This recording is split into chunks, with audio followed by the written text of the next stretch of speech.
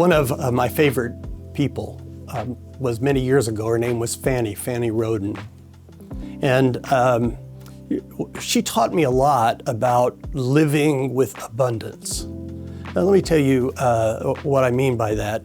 You know, sometimes we either live in an abundance paradigm or a scarcity paradigm. In an abundance paradigm, a child thinks there's plenty of mom's love to go around. I don't need to fight my brothers and sisters for mom's love. And in a scarcity paradigm says, oh man, there's not enough of mom's love to go around, so I better fight for mine. I just think it's so important for us to live out of this abundance paradigm. And whenever I'm sort of struggling with, do I have enough? Is there going to be enough? I think about Fanny Roden. So Fanny was in my church in the city of South Houston. It was really the first church I served as a solo senior pastor. And she was an older lady. She wanted the pastor to come by and visit her in her home. And so she would call the church and she would say, Pastor Tom, I've baked you a pie. Do you mind dropping by and picking it up? Well, what are you going to say? No, I'm sorry, I'm not going to drop by and pick up the pie. So I would go over to see Fanny and she would say, come in, let's visit. And so I would go in and talk to Fanny. And on one of those visits, she told me the story of her life. She was born in Louisiana into a sharecropper's family. She had many brothers and sisters, but her father was really abusive to her. And when she was 14, she got out of that family the only way she could. She got married. She married a man when she was only 14 years old, and he turned out to be abusive as well.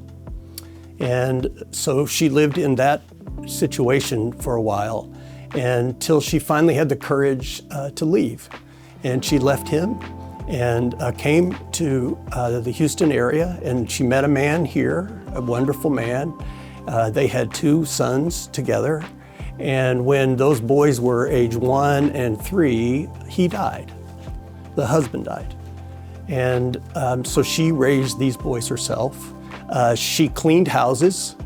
Her home that I went to visit her in, it was what I call a shotgun house. There are just dozens of them, hundreds of them in that part of South Houston, and they're just long, narrow houses. They have a front porch, and then basically 3 rooms, a bedroom, a kitchen that flowed into the living room, and then a small bathroom. And so I went in to see her, and she told me the story of her life. And I'm just, she had those 2 sons, and one of them died before I got there to South Houston, and I did one of her sons' funerals. And so here's this woman, she's only about, 4'6", and she would say to me, but Pastor Tom, do you know I own this house? I own this house I live in, and I have an incredible church, and I always have enough to eat. And she said, and I have you as my pastor. And I have this Bible, she'd kept a Bible right next to her, and I have this Bible right here. I have everything. I mean, and she would say, my cup runneth over.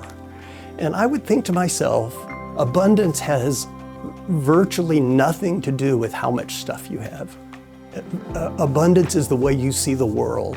You know, the scripture says, give and it shall be given to you, pressed down, shaken together, running over in your lap.